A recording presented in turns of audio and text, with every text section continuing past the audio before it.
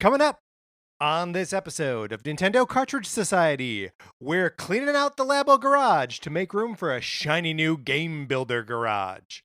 It's dangerous to go alone, so the Nintendo Cartridge Society goes with you.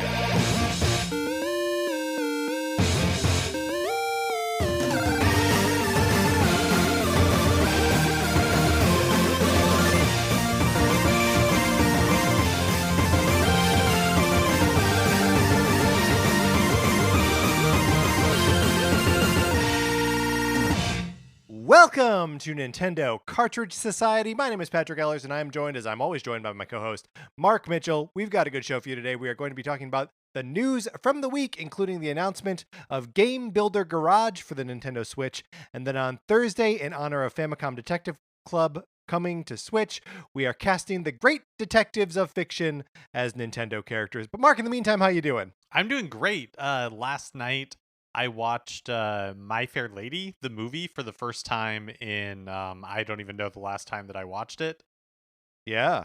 And I didn't really enjoy it all that much.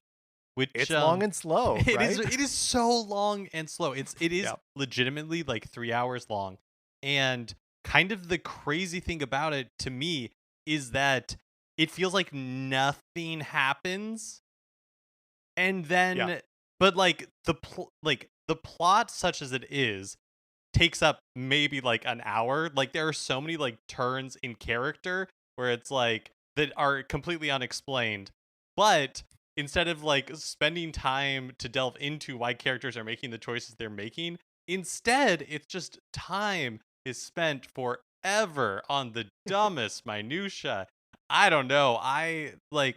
There were even like songs I was looking forward to, and then they're like a minute and a half, and then there are other songs that you're just like, I cannot believe Rex Harrison is just continuing to sing through this stupid song. I was really disappointed. I mean, it's tough because like I feel kind of the same way about West Side Story, right? Like West Side Story, achingly long. The opening like sequence, not even credits, right? It's like 5 minutes of like the logo slowly fading up as the overture plays under it. And like all of that makes sense when like you're going to a theater and you're seeing a performance of West Side Story. You're like, this is my night. I'm here for it. I'm experiencing, the sounds are washing over me. I'm in a concert hall.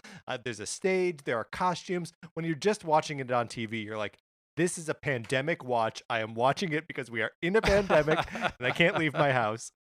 So Mark, I hope that was maybe among your last pandemic watches. I guess, I mean, it wasn't intentionally, but now I maybe I am swearing off, because I, like, before this I was like, okay, I kind of want to watch The Music Man again. I haven't seen that for a really long time. But, like, Sure. My Fair Lady was available as part of my Netflix subscription, so I was like, okay, like, I'll start out with My Fair Lady. Man, like, Audrey Hepburn as Eliza Doolittle, headache-inducing, like, it's just not... it's just not good. I think it's just not very good. Speaking of headache-inducing, my copy of Sonic Forces for the Nintendo Switch, would you like to borrow it? You can certainly try. All you gotta do is email us at nintendocartridgesociety@gmail.com and give us a mailing address where we can send this game to. So a mailing address, presumably where you live or where you can pick up the mail. And we will send you my copy of Sonic Forces. You can play it for as long as you want, and then you send it back. I pay for postage both ways.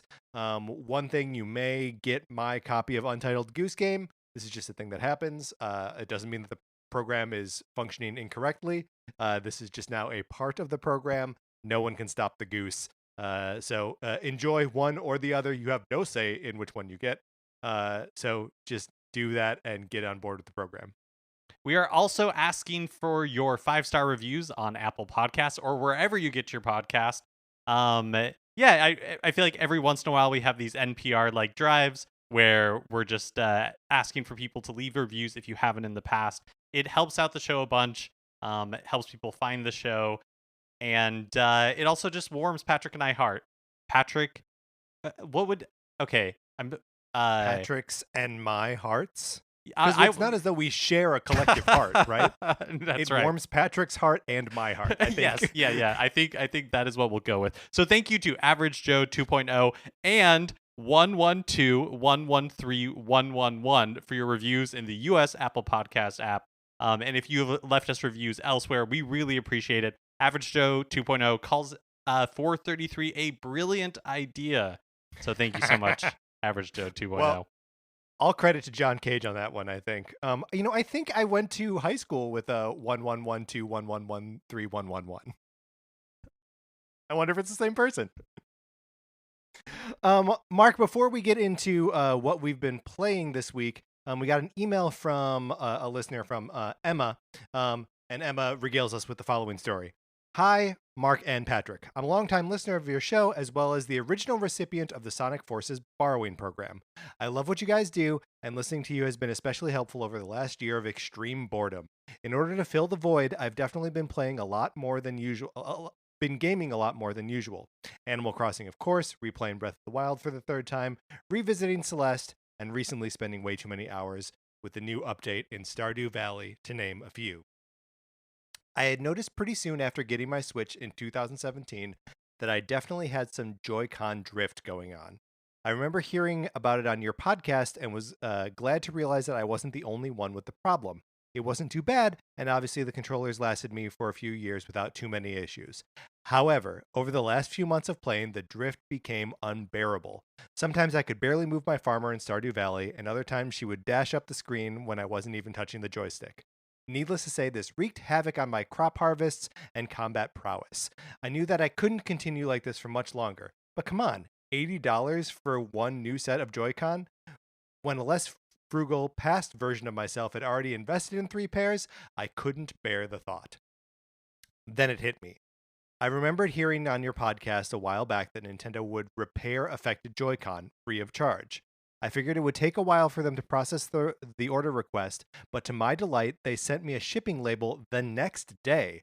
I packaged them up, sent them off, and got the confirmation once they were there.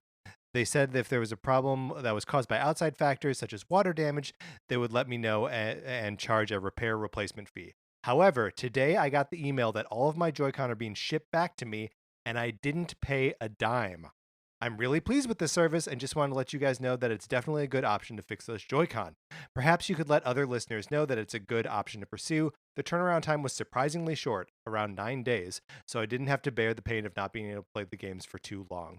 I actually started reading a book this week, which I haven't done in about 6 months, so it's definitely been good for me in many ways. I probably should have waited until I actually got the Joy-Con to write you guys back, so I could tell you if they actually repaired them or just replaced them with new ones, but I got too excited when I saw that they were already on their way back home to me. Maybe I'll send a follow-up email. Although this one is already incredibly long and will probably be painstaking to read. Oh well, hope it wasn't too torturous for you guys. TLDR, sent in my drifting Joy-Con for repair and it was free and only took 9 days. 10 out of 10. Would recommend. Keep up the good work, Emma. Emma, don't you dare ever apologize to us for sending a long email. That is a delightful journey. That is not a service that I have taken advantage of, Mark. I don't know about you. Like, my old Joy-Con just drifted themselves into obscurity and I bought a new pair. Yeah, I did too, like a sucker, because I like Emma was kind of like, ooh, is it going to be worth the hassle? But sounds like it wasn't bad at all. So maybe I still should. I still have the old Joy-Con that don't work, or that's drifting. I just replaced it with a new pair. But maybe I should send in the old one. Yeah, I mean, I think we all should. I know that I believe there was a period when we were talking about it towards the beginning of the pandemic when like Nintendo had like closed down the service, when they like weren't offering it for a while. But now that it seems like that's back in action again, like yeah, Emma, I am inspired by your example. I'm going to send in my drifting Joy-Cons as well. Yeah, it's a cool service. I'm glad Nintendo offers it, and I'm glad that it seemingly works. Yeah.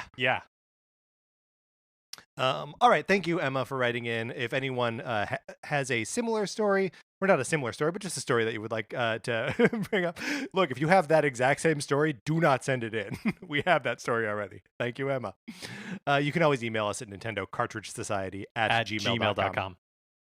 All right, Mark, let's get into what we have been playing this week.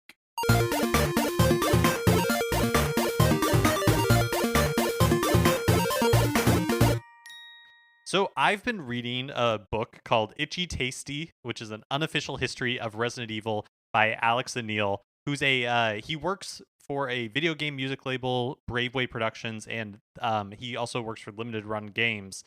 And he's a really big Resident Evil fan. Moved to Japan in like 2007, and had opportunities to speak to a lot of the developers of the series. And so he's written this history of the series from inception to Resident Evil 4 is the end of it. And so it's available for Kindle now. I picked it up. There's a hardcover that's coming out in July. I believe it was crowdfunded, but I guess going into it, I was expecting it to be more like an oral history, and it's not. It's he's like taken all of the information in from, and occasionally will do direct quotes from people, but for the most part is kind of just like telling the story of how Sure. these games were made. And so it's interesting. I think like because I was expecting it to be like a little more in depth, I was surprised that like all of the original Resident Evil is covered in like a single chapter. So it's very like Oh, it's yeah. So it's like it covers a lot of territory, but it's not like extremely in depth on like each one. And so like I'm enjoying it, but it's not exactly what I was expecting, if that makes sense. yeah, yeah, it definitely does. When you get there, you'll have to tell me how much there is about Resident Evil Code Veronica, my absolute favorite Resident Evil game, because I would love to learn more about it. Um, do they touch on the like full motion video opening of the original Resident Evil? Because I thought I had read somewhere that that wasn't part of the Japanese release of the game, but I maybe make that may be apocryphal. I don't remember if he does touch on it. It's really short, to the point where like I don't remember it. He does spend Yeah. time talking about like the voice acting and how that came to be, and why it's like kind of has that really like hokey over the top delivery. But no, like the full motion video, I don't recall really him mentioning it at all. I think that is a part of Resident Evil history that has mostly been eradicated, right? I don't know that people remember that the original Resident Evil started with full motion videos with actors like not voice actors, but like actors playing the roles of Jill and Chris and Barry, and I guess Wesker too. Um, and like a really bad like rubber dog puppet, like not like the Triumph the comic insult dog, but like not too far off. Like if you just put a cigar in that dog's mouth, you'd be like, that's Triumph. Um, yeah, and this like just kind of laying in the cheesy zombie horror element of it by giving like a full motion video opening. Yeah, there's so much of that first game that in my mind has just completely been supplanted by the remake. Where Totally. like I feel like the most like when you see footage of the first game, it's a little bit shocking, like from like the dog meme or whatever. Just Yeah. because you're like, oh right, this was like a PlayStation 1 game, and it looks like a PlayStation 1 game. I think of Resident Evil so differently now than Yeah. how it was originally. But so yeah, I'm It's such a PlayStation 1 game that even the pre-rendered backgrounds look kind of crummy. You know what I mean? they do talk a little bit about how like they explored like having it be full 3D and like all that kind of stuff. So again, I'm it is interesting. The Kindle version is about $10, and it's like 250 pages. So again, I was expecting it to be like really in depth, and it is not that at all. But for what it Hmm. is, it is enjoyable. It definitely feels like a fan labor of love, and like the opportunity to talk to all these amazing creators, I think would be incredible. So it's cool that he has turned some of that knowledge into like a book for everybody to enjoy. Yeah. Super cool and like right in our area of interest. I may also pick that up. What have you been playing, Mark? I've also been playing, I guess not also, I have been playing Rhythm Heaven Megamix on the Nintendo 3DS. Last week I talked about this game. It is incredibly fun. It's incredibly cute. I think last week I said, like, or in the past at least, I have expressed that they should make a Switch version. And, playing the 3DS version, I think I want to walk that back a little bit because I don't know that Mm, we need a Switch version. I think that Rhythm Heaven, in a lot of ways, has like done what it is going to do. Like, I don't really know what a Switch version could bring other than just being available on the Switch. But it did make me want. I just wish it was easier to access some of these older games on Switch. So not even yeah. necessarily like Rhythm Heaven 3, Megamix for the 3DS, but like Rhythm Heaven Fever for Wii. Or it's just a shame that like th- those games are on systems that I don't own anymore. So it's just harder to access. I don't know. It's a half formed thought, but I just wish it was easier to get these like games, like Elite Beat Agents on the Nintendo DS. Right? I've heard that game is really entertaining, really unique. I've never played it. I don't know that I'll ever really have an opportunity to play it now, and so it would just be nice if that sort of stuff was easier to access. 100%. I mean, like, there are like 20 different Fire Emblem games, and you can play two of them on the Switch, you know? Like, there is such a library of all different kinds of games from throughout Nintendo's history. And like, you know that some of them are going to be like represented in like the NES Switch Online or the Super NES Switch Online, or in, you know, various remaster packages and whatnot. The 3D All Stars, we're getting Skyward Sword, and then there are rumors of all these other Zelda games coming, all that stuff. But it's like, yeah, it just the lack of virtual console is has always been like something on Switch where you're like, hey, what's going on here? Why isn't this? It was a feature of your hardware, and now it is no longer a feature. Um, it I don't know. It's starting to feel like the further we get from the platforms that had the virtual console on them, that it's like, well, wait a minute, no, those things are really gone. Like, we really don't have access to them anymore. Yeah, yeah, totally. And I also feel like, playing this, it feels a little bit like I understand. I don't know, I'm torn a little bit where it's like Nintendo is a large company, but it is also like a small company Yeah, who is very focused on certain things.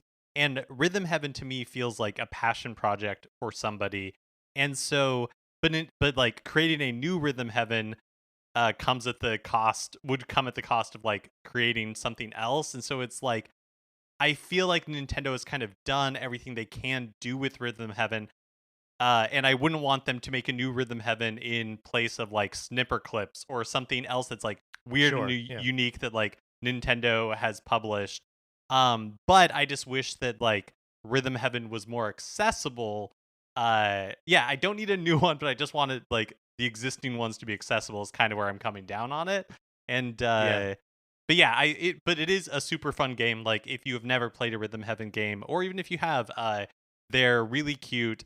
But it is interesting. I think now more than ever, Nintendo, I feel like doesn't really do these like B tier, like C tier franchises with really low production values and that are just kind of like quirky and fun. Like I don't feel like we get that as much as we used to now that everything's on the Switch.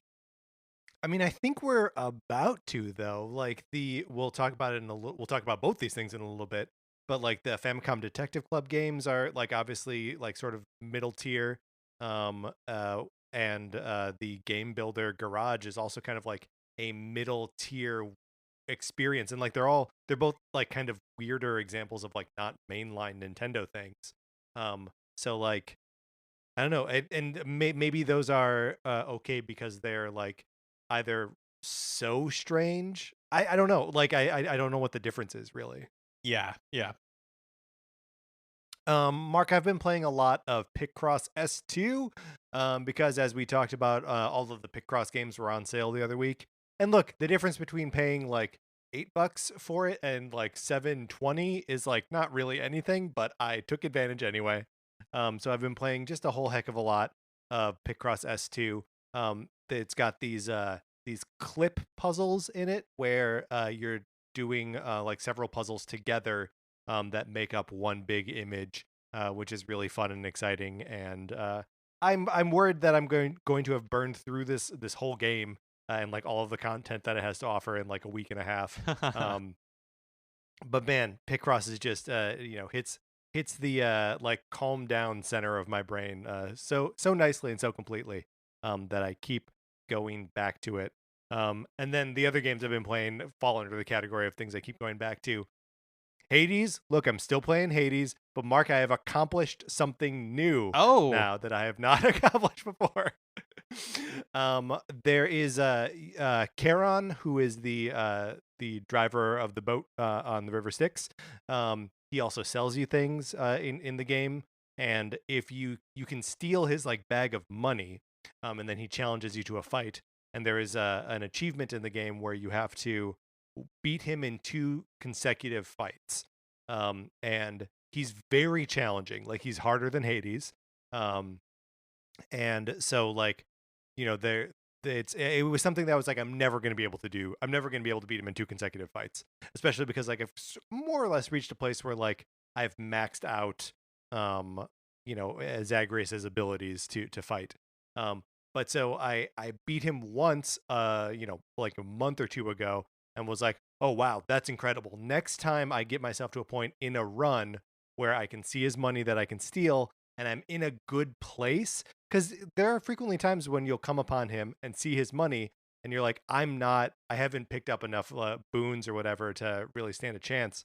But I was like, the next time I'm in a good place, I'm gonna do it, and it's gonna be like a do or die kind of moment. Because if I mess it up, then I got to start it over again. And I did it. I beat him. I beat him in the second consecutive fight. It was a very proud, happy moment for me. It made me feel like accomplished. that's awesome.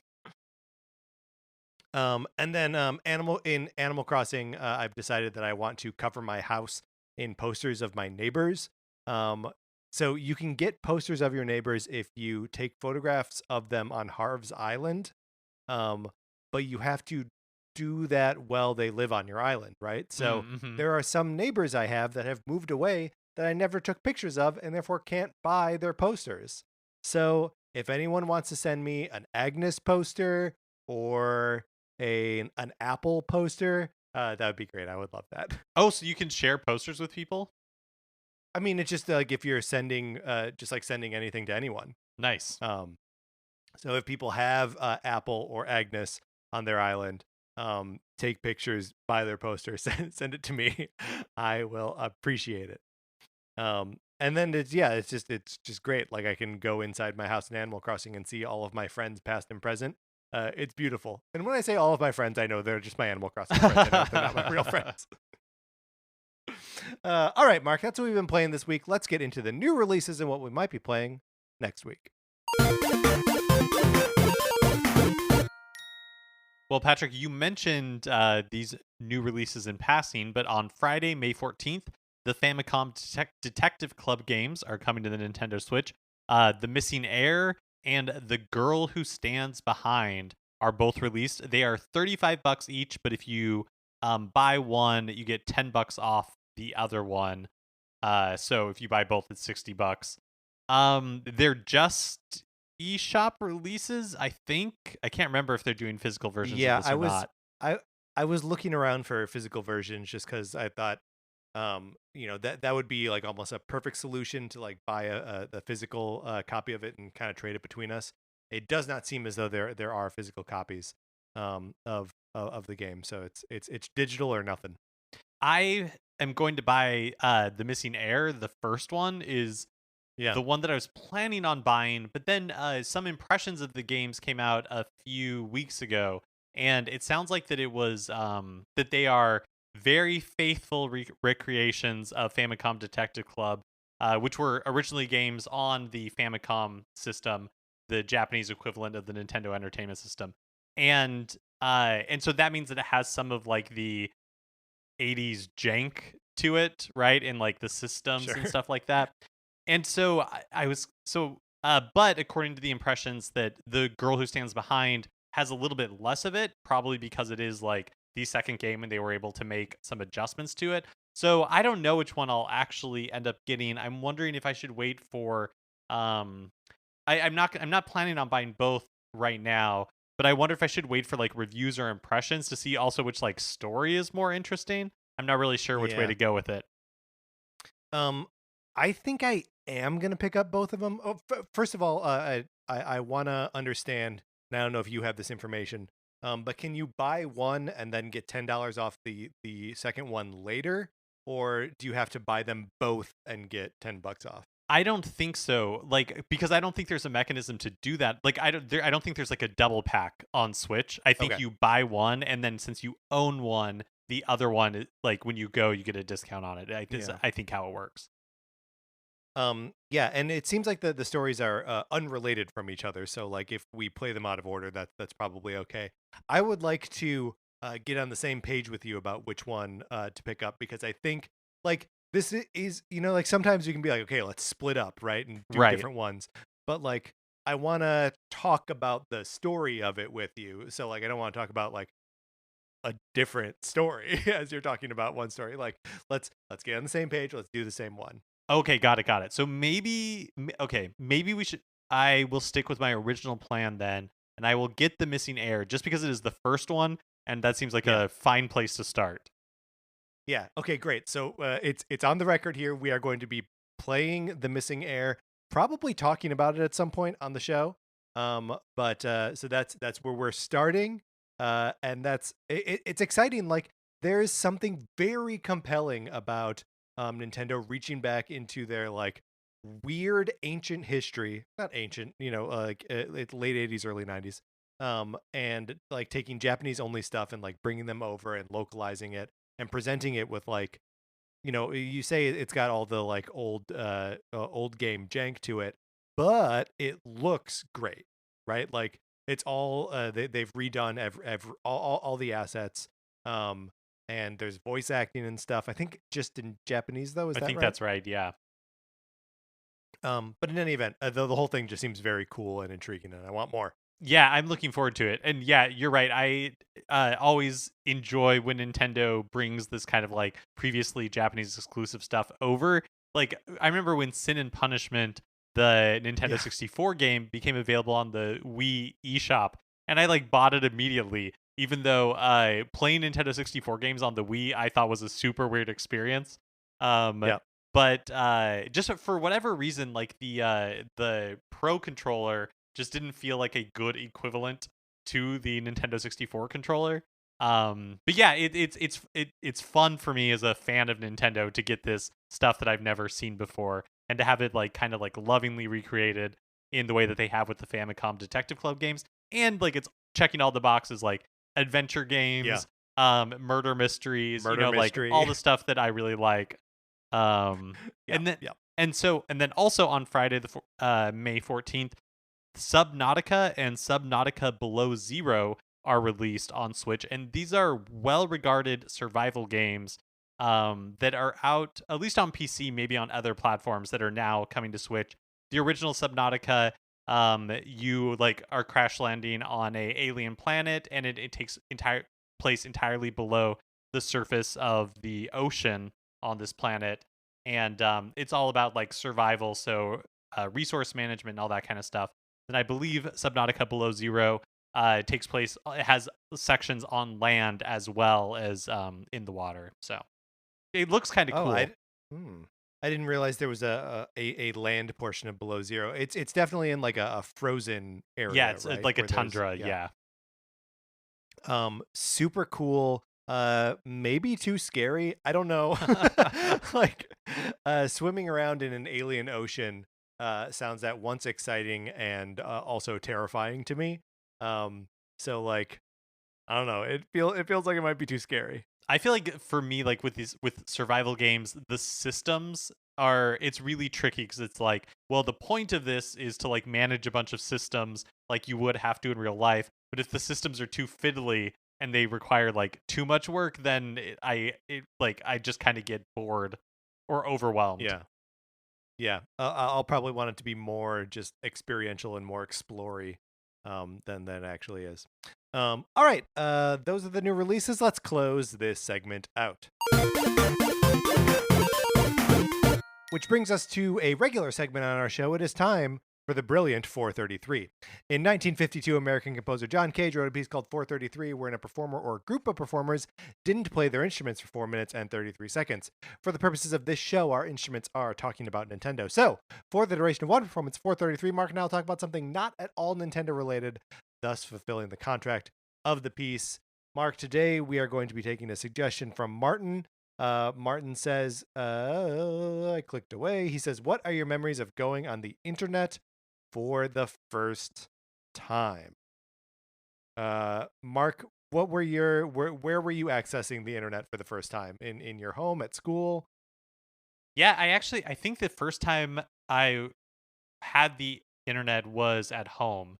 And it probably happened like around the same time that we got it at school as well. Yeah. So it all kind of like melds together for me. But yeah, we had like moved to a new state, a new house, and we got cable. And then shortly after that, we got internet. And so it was kind of like that it was was a that was banner us time. too, not a new state, but yeah. Yeah. What was your household's first internet service provider? Oh man, I can't even remember. It was some like local service provider that I'm sure, like some local telecom that also offered dial-up service. We had Prodigy. We used Prodigy. And I still remember our login. You had to like log in to the Prodigy service in order to like access any web pages. And I remember our login was DQXW92 and then either A, B, C, or D, depending on who you were. I was B. My dad was A. My brother was D. I think my mother was C. That was probably the least used one.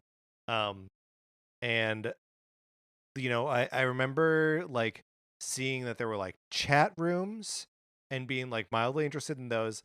But Prodigy had a like first person perspective maze exploration game. Yeah, it had this game where you were in a maze, and it was one of those where like you move like screen by screen, right? So like you push up and like you move forward one screen, very Shadowgate-esque, right? And as you are in this maze, you encounter like different creatures that live in the maze, and sometimes you need to bring them like items or answer riddles or stuff like that. And it all had this super like, MS Paint kind of like aesthetic to it.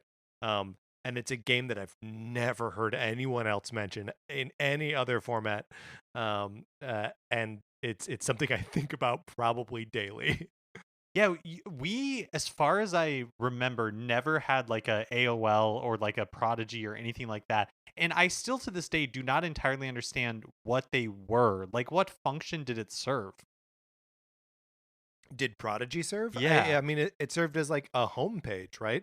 Like this was before there were search engines, which is I understand it's like a mind-blowingly basic thing to be without when searching the internet, but you just had to like hyperlink your way from like from somewhere to somewhere else. I guess that makes sense because so then that was like the function of I don't know if Prodigy had a similar thing, but like I remember like AOL used to be like enter AOL keyword, like Yes. Coca-Cola, and then it would take you presumably to the Coke site.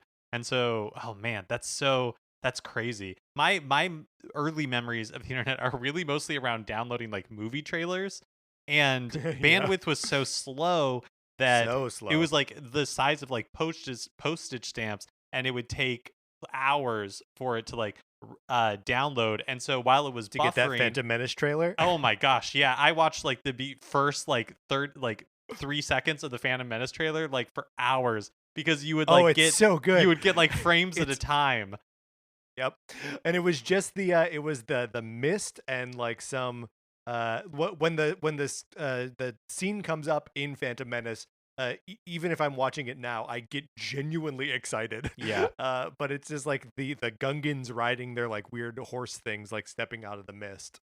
Yeah. And so that but then you'd be downloading it and then something would happen, you'd lose a connection, whatever. And so all the progress would be lost, and so you would have to start over. But yeah, that really most of my memories are like downloading really short like video clips and just having to take like hours.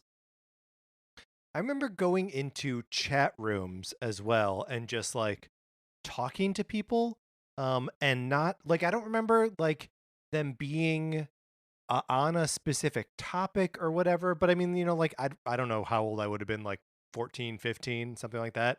Um, but like just rooms where it was like fun or entertainment or something like that, and Yeah. just like it's weird. It's weird to think that like you just go into a space where you're just like, who is here and wants to talk, and then people did it. Sounds like a nightmare now. It does. It does. No, thank you. Discord scares the crap out of me. um, I guess it's also it's a little bit later, but I also remember spending a lot of time on like Napster and LimeWire and those services to steal all kinds of music before I had any concept of like, oh, maybe that's not the best thing for me to be doing with my time. Well, it's also like there was no real way to. Yeah, I don't think we have to feel It's bad the about applause it. there. Oh yeah, yeah. I mean, yeah. There was no way for our individual decisions to make any impact there, at that point. All right, Mark. We were accompanied today by the K2 Orchestra, as conducted by Yasuki Ichihara. Let's get into the news. Last week, Nintendo announced a brand new game via Twitter trailer shadow drop. It is Game Builder Garage. From Nintendo's website, they say, quote, "Programming made fun. Have you ever dreamed of building your own video games? The Game Builder Garage software is a great place to start. Anyone can learn the basics of game design and visual programming with step-by-step lessons created by the minds at Nintendo." Okay. This is a new like build your own game piece of software coming from Nintendo with lessons, which I think is interesting. And like that sounds intriguing that it's not just like the tools and here you go, because like the video that they premiered to announce this thing, you can tell that it shares a lot of DNA with the Labo Garage, which had was basically like a visual programming language that you could use to make the Labo thing do stuff. And so you saw people like making their own Labo instruments and all kinds of other other things. But I think the big hang up there is that like you run out of reflective tape, or like you need your own cardboard, or there's really a limit to how many things you can do with a vibrating controller. So it's neat to see them like just be like, strip that all away and just be like, no, we're going straight software on this. Yeah, and I think the other thing that's so interesting to me is like with Labo Garage, it was like you needed something else. You know what I Yeah. mean? Like it like came with Labo. Presumably you were creating something else. You were building something physical and then using Labo Garage to manipulate it. And this one is about game creation, which I think is a really interesting angle for them to take with this like Labo theme. I'm curious, Patrick, if you have any thoughts on why Nintendo is pursuing like this software that is about like game design in a way that is like separate and unique from Mario Maker. Yeah, well, I mean, it's interesting, right? Because Mario Maker like didn't sell poorly at all, right? Like I'm not trying to imply that Mario Maker didn't sell, but like it's not among their top 10 games. It's it's an infinite Mario game. But it seems like the moment for Mario Maker was in the original Mario Maker, not in Mario Maker 2.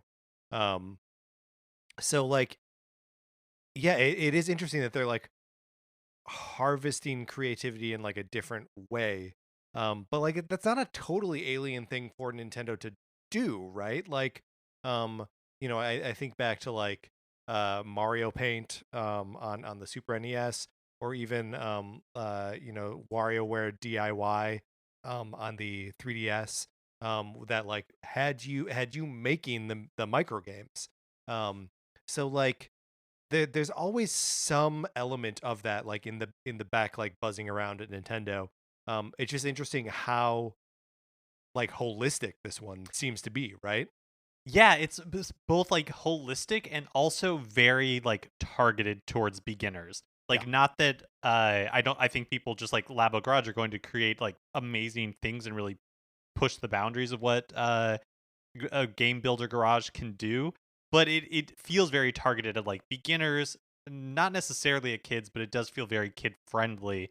There just feels something that I can't really articulate, but it's really intriguing to me because like you did have WarioWare DIY, you had Mario Maker, and so elements of this has existed, but something about like presenting this without any of the like Mario Yeah. theming, without any of the Wario theming, where it's just like kind of like nuts and bolts, like, hey, like get your hands in here and like make a game. It feels very cool to me. It feels very like Nintendo like peak like opening the curtain a little bit and just like letting us in on something. I don't really know how to express it, but it's really interesting to me. It's interesting to me that it's only $30. Like Yeah. I'm really curious. It's not for me in the sense that like I look at this and it doesn't seem like fun to me to have to like create a game. It's just something that has never appealed to me. But I'm so curious to see what people do with it.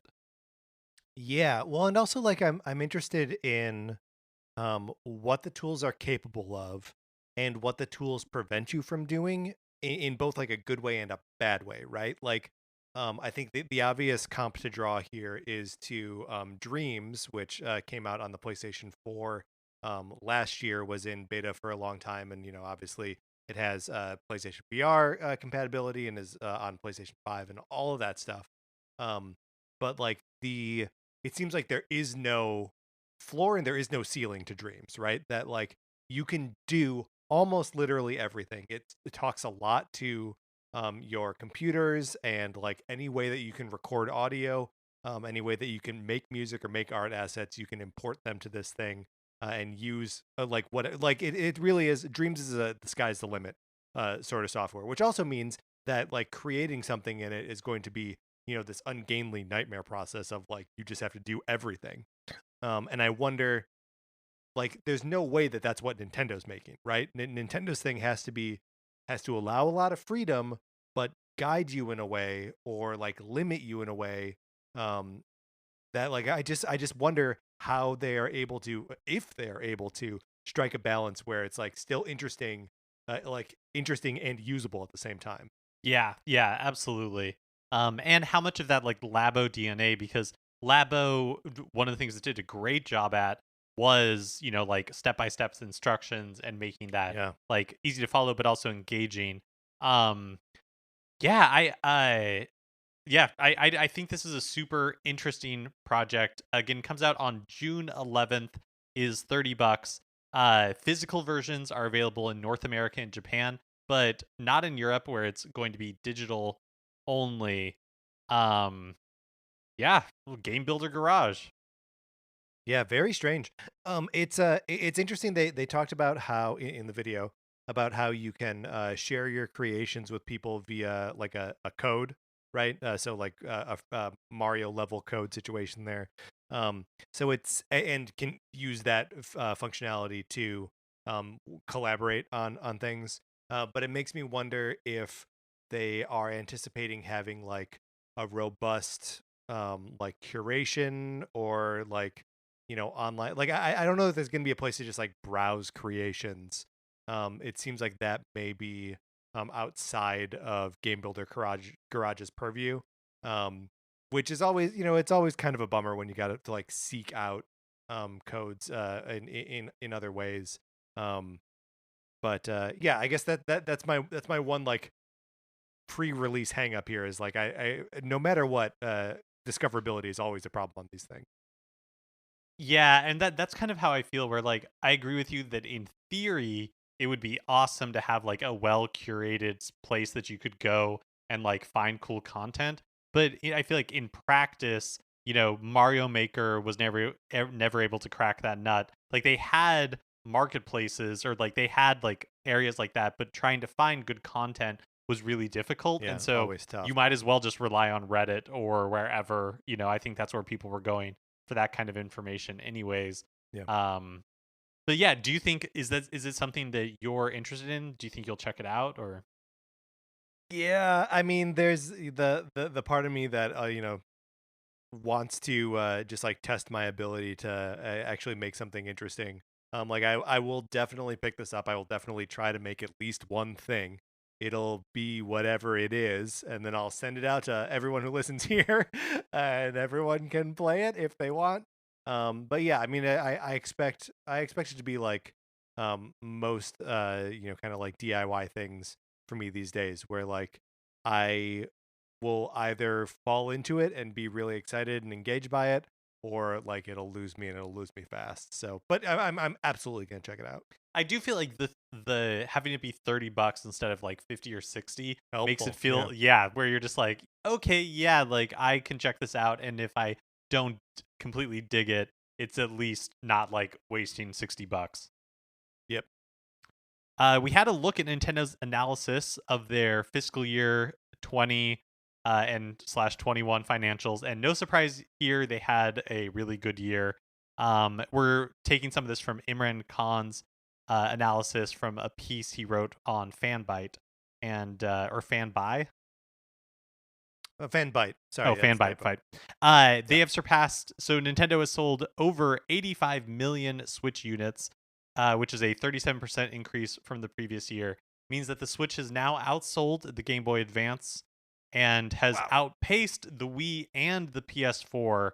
So the Switch is on pace to be the fastest selling console to hit 100 million units sold fairly soon, which is just completely crazy.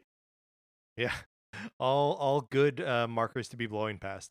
Yeah, Very impressive. I remember when like the Switch was about to come out or had just come out, and Kimishima, the interim president of Nintendo, between Iwata and Furukawa, was saying, that like, oh yeah, we believe that the Switch can sell like the Wii did, and at the time it was kind of difficult to believe, but it's just been wild to see the momentum that the system has had.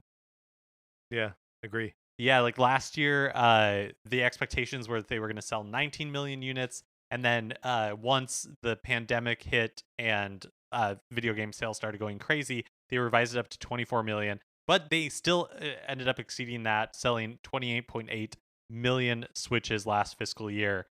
That's so many switches. It's a lot. 28.8 million switches is so many, especially when they expected to sell fewer than 20 million. Like it's it's I mean that as impressive as like all of these numbers are, that's the part that blows me away the most, that they were like, "Oh, okay, here's what we expect." And then they're like, "Oh no, shoot. Here's what we expect. Way higher." And then like they got even way higher Yeah. than that. So for this coming year, the forecast is 25.5 million right now. Pokemon, we of course, like next year you have Pokemon Legends and Splatoon 3. But that's still a lot of Switches, so it'll be interesting to see what has not been announced that they're Yeah. expecting will push hardware. And we're Got we're some updates. expecting that there is something, right? We're expecting that there is something like big out there that like Nintendo hasn't shown us yet, that will drive sales this year, right? There has to be.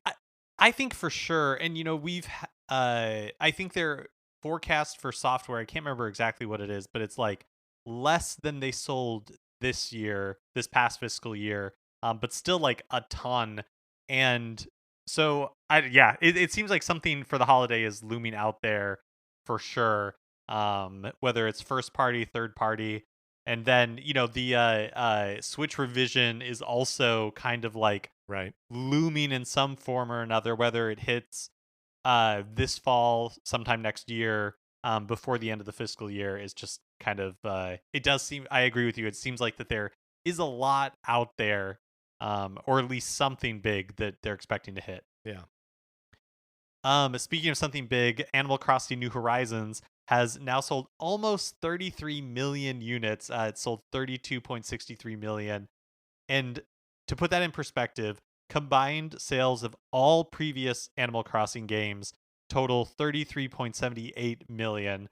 And so Animal Crossing New Horizons is like a little over a million units from overtaking that, and probably potentially has done it since like these financial results have been announced. So, because their fiscal year ended at the end of March, and so Yeah. yeah, It's been 2 months. Yeah. it's totally crazy. Speaking of totally crazy, Mario Kart 8 Deluxe remains the best-selling game on Switch at 35.39 million copies, selling 10.62 million in the last year alone. Which is an outrageous number. 10.62. That's like, although it's still only like a third of the Switches that sold last year. Which is insane to me. If you're buying a Switch, why are you not also buying Mario Kart 8 Deluxe? I don't understand. It's also crazy that like some of Nintendo's sales are so bonkers that like 10 point almost 11 million units like in that's such a crazy insane high number for um like a game to sell in and of itself like Yeah, forever just and period. ever. Yeah. And so for it to be Yeah. 1 year, yeah, that's crazy. Pikmin 3 Deluxe has now sold over 2 million units. Again, I think at this point far and away the best-selling Pikmin game of all time.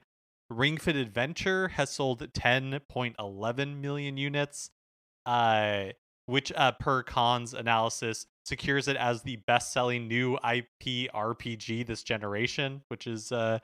hilarious. Love that. During the last fiscal year, Super Smash Bros. Ultimate sold 5 million units, which is more than all versions of Street Fighter V have sold since the game's release in February 2016. It's just it becomes like truly mind-boggling when Imran's piece is really good at doing this, of like showing the comps to similar things or like ideas on other platforms. And like Street Fighter V is about as clear a comparison as you can make, right? Like it is also an exclusive to the platform that it's on. But it has been out for 5 years, and versus the 1 year that Super Smash Brothers sold that much. And also Super Smash Brothers holds its price, remains a $60 game. Most versions of Street Fighter you can get for $10 or $20 right now. It was free on PlayStation Plus for a little while, so I'm sure those all count as well. And then there's all that DLC on top of it that like people are buying the fighter packs. There are two of them. If you bought them both, which I have, I've spent $115 on Super Smash Brothers Ultimate. So like, I don't know. It is a surprising success story. Not that we don't expect Smash to be successful, but like, holy cow. Yeah, it just really is hard to like wrap your brain around the Yeah. scale of like the success that Nintendo is having right now. Nintendo also announced that the CEO of Illumination Entertainment, Chris Melandandri, has been nominated to join Nintendo as an outside director, subject to shareholder approval at the upcoming general meeting of shareholders in June. So, Illumination Entertainment is, of course, the animation company responsible for Despicable Me and the upcoming Mario animated film. So this seems to be a very big one vote of confidence in that project. And two, Totally. we had the interview a week or two ago with president of Nintendo, Furukawa, saying that they're very interested in animation in general. And this is just, I think, another indicator that they're very serious about the potential for animation and like getting into the entertainment industry in general.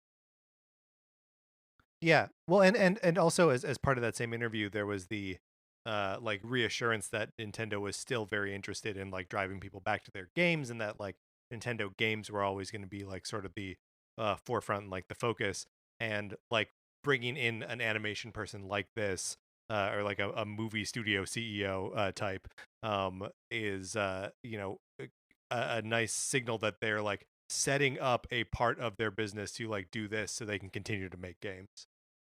Yeah. I believe that this guy will be the first non-Japanese member of Nintendo's board of directors as well. They have other outside directors, but I think everyone has been Japanese previously. So it's a very, again, I have said so many times how anxious I feel about the Mario movie. Keeps me out of Yeah, the same. night, like cold sweats, pawing at my sheets, just can't sleep, wondering what this is going to turn out to be. Um, and so, but this is a big vote of confidence in whatever that project turns out to be. So I'll have Yeah, to totally. try to sleep better at night, knowing that that's the case. On the previous news episode, we talked about Konami pulling out of E3 2021. But this week, we got word of a handful of additional companies that are confirmed for the digital event, including Bandai Namco, Sega, Square Enix, Xseed, Marvelous, which is the publishers of Story of Seasons, No More Heroes, and the Ys RPG series. And we are really close to E3. It's June 12th through I 15th, know. so we're only a month away, and I can't believe it. Like, it doesn't seem real to me. Yeah, after E3 went away last year, I was kind of like, it was like, okay, E3 is not real. E3 is a figment of your imagination. It never happened ever. It'll never happen again. And the fact that we are but a month away from gathering at in my apartment to discuss a nice fat Nintendo Direct at an E3 presentation of some kind is very exciting to me. When do you think we get like confirmation of Nintendo's plans? Like, when I can't remember in years past when they were like, and here's when our Nintendo Direct is. Like, are we a few weeks away? Are we like mere hours away? I mean, the whole thing is a few weeks away. But yeah, it's hard to say. Like there was such a we knew what to expect in years past, right? It was Right, that's the true. Tuesday, the Tuesday of E3. So like when Nintendo announced that there was going to be a direct, we were like, "Yep, great, thank you for fulfilling the formality that is announcing the direct." But yeah, it's the Wild West again. So it'll be I like that I'm to a point where like I'll be excited for the announcement of when they're Yeah. going to do the thing we know they're going to do. Totally, 100%. I'm Okay. excited to see that Square Enix is on this list. Um, to a lesser extent, Sega and Bandai Namco. But like Square Enix is one of those companies where they can at any point put out something that is very interesting to me, or like I have absolutely zero invested in. So like the more time we can see with like Square Enix's games, they've put out what I guess just the two big Switch exclusive RPGs, and we've got that like Octopath Tactics. I forget Project Triangle Strategy is the name of that game. Um and it would be awesome to see more of that. It would be awesome to see what they're going to do for Switch coming up after that. It could be anything. I'm very excited. Yeah, totally. I always forget that they have like very Western focused developers as well. Yeah. Like the Watch Dogs series and all that kind of stuff. Because with Sony Watch not Dogs is Ubisoft. what's Square's like they have like a is it oh well, I don't know. Anyways, I feel like they have a franchise that's very similar. I Yeah. clearly have never played them. But yeah, I with Sony not participating in E3, you're like, okay, well, is Square Enix coming with like Sony games anyways? Does that mean that we are Oh gonna yeah, get like interesting. new stuff for Microsoft or for Nintendo? But I agree, like E3 was always video game Christmas, and so it's nice to see the big developers participating as much as possible. Yeah, I agree. Okay, so before we talk about this next thing, the guy that we're going to talk about has been getting really nasty comments from people online. So, and I know that our listeners would never do that. So I just want to upfront say, like, we're talking about this because we think it's interesting, not because we like for no other reason. We don't have any agenda. Right. Not to send anyone after him. And also, what we're about to talk about is something that I agree with and have been saying for a long time. That's right. That's right. That's right. So, former Retro Studios developer Michael Weekan, who served as senior designer on all three main Metroid Prime games, and Donkey Kong Country Returns, was spotted out in the wild commenting on a meme on Facebook, which ended up shedding some light onto the possibility of a Switch release of Metroid Prime Trilogy, something that has been heavily rumored for a few years now. Yeah, rumor to the point of like obstinate expectation, right? Right. Um, where people are like, "Where's Metroid Prime Trilogy?" Yeah. That's right. Rumor to the point where, like, I think the rumor is it is done, and Nintendo's just sitting on it for waiting till it gets closer to Metroid Prime 4. I know we've talked about it on this show before, and s- c- uh, and so yeah, there is an expectation out there in the world that it's kind of like a done deal. But this is what Michael had to say of porting the trilogy to Switch. Quote, that would take a lot of effort, so I am pretty skeptical it will happen. It was straightforward to update Metroid Prime 1 and 2 to motion controls, but converting Metroid Prime 3 to normal controls would be a Herculean effort, as it is scripted very specifically using volumetric triggers to detect the motion in precise manners to do specific switches, and the bosses are tuned to take into account the ease of gestural aiming. Super valid point, and something that I've talked about on the show a lot. That not only is do we need to find, or do they need to find a solution for the regular controls for Metroid Prime 1 and 2, which are now dated and don't feel right when you're playing on a regular twin stick controller. But Metroid Prime 3 is designed with Wii remote pointer controls in mind, and is very specific to that. And I know we're getting Skyward Sword, which is something even more like that, but they had to bend over backwards to like build in this right stick like functionality. And I think everyone is sort of expecting Skyward Sword to be like a sort of lesser lesser than, or like just not exactly what was envisioned. So this is what he's communicating here, is that like he doesn't see it as not non-feasible, but not automatic, not easy, and not quick or cheap. Yeah.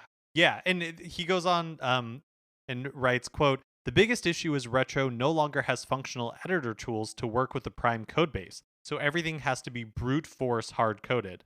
Rebuilding the hundreds of interaction sets in Metroid Prime 3 alone, not to mention retuning the game play to take in the slower engagement pacing of conventional controls, would probably take a year with a 4 to 5 person full-time team by itself."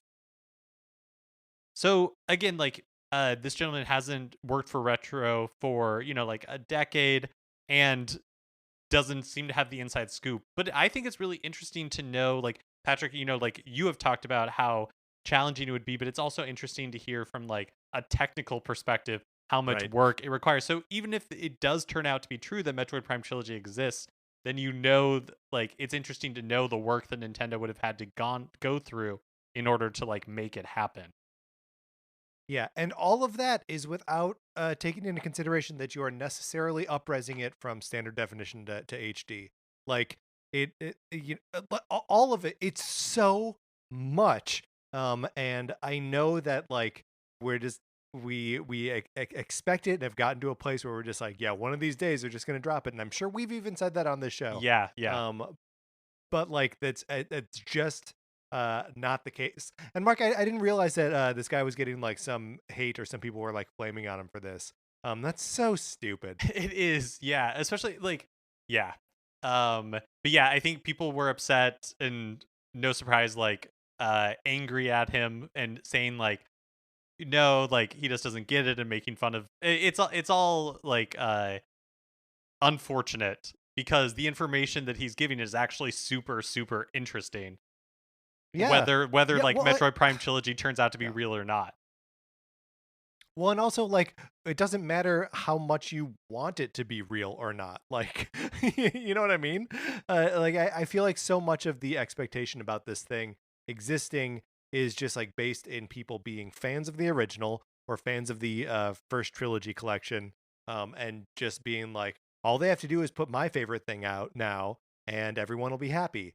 And like that may be true, but it won't be as simple as you think it is. Like there are so many people wouldn't stop complaining about the lack of features in Super Mario 3D All-Stars, and they weren't wrong to do that either, right? So like, there's just so much here, and someone who worked on the original games being like, well, hold on, guys, it might be tricky, is no reason to like go after the guy. Like, he may be giving you bad news, but like, what more authoritative like bad news source could you possibly have than someone who worked on the first 3 games? Yeah. Yeah, totally. I completely agree. And finally, GameStop revealed an exclusive pre-order bonus for Mario Kart Golf Super Rush, a pin set. Ooh. It's cute. I don't know. That's, we it was exciting to get those the pin sets with the Mario 3D All-Stars collection. This is just a a set of Mario and Peach. It looks like he's golfing and she's just like running around on the golf course, which I guess makes sense because that's like the new like that's part of it, multiplayer mode that they introduced. So, Mark, does this swing it for you? Does this mean that you'll be buying the game from GameStop? It doesn't. Pre-ordering. Yeah, it does not. I don't really know where I land on Mario Golf Super Rush in general. I think it looks cute.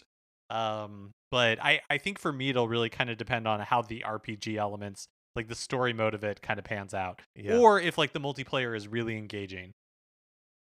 Yeah, you don't want to get Mario Tennis Aces again. Yeah. Yep. Yeah. All right, Mark, let's get out of the news.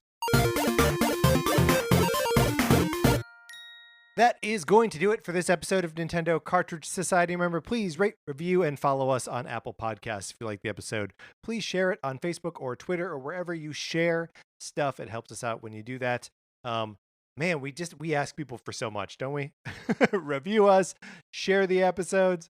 In any event, we love it when you do that. We love it when you just listen to us too. You can follow us on Twitter. I'm at Patrick_Ellers. Mark is at MKE Mitchell, and the show is at NinCart Society. There's also a Facebook page, which is just Nintendo Cartridge Society. Olivia Duncan made our logo. Our theme music is provided by 8-Bit Betty. You can get more of his music by going to 8bitbetty.com or by listening right now. For my co-host, Mark Mitchell, this is Patrick Eller saying, please, my father was Mr. 111211131111. Call me 111211131111. And thanks for listening.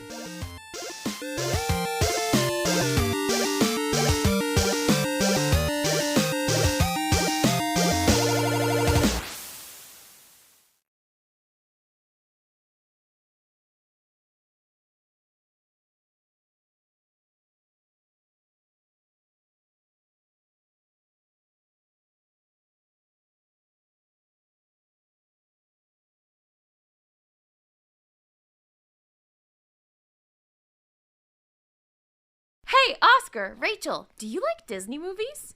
Yeah! Have you seen all of them? Yeah, we saw all the Disney animated movies. And we saw all the Pixar animated movies, too. How about the DComs? What? The Disney Channel original movies. You should listen to our podcast, Inside the Disney Vault, because we are watching all of them in chronological order. Yeah, and we do fun segments, like we cast each other. That's right, and my favorite segment, Zaddy Watch, where we rank every single DCOM daddy. Ooh, you can listen to all this fun stuff on our podcast, Inside the Disney Vault on Campfire Media, wherever you listen to podcasts. All right, guys, let's get back in the vault. It's cold out here.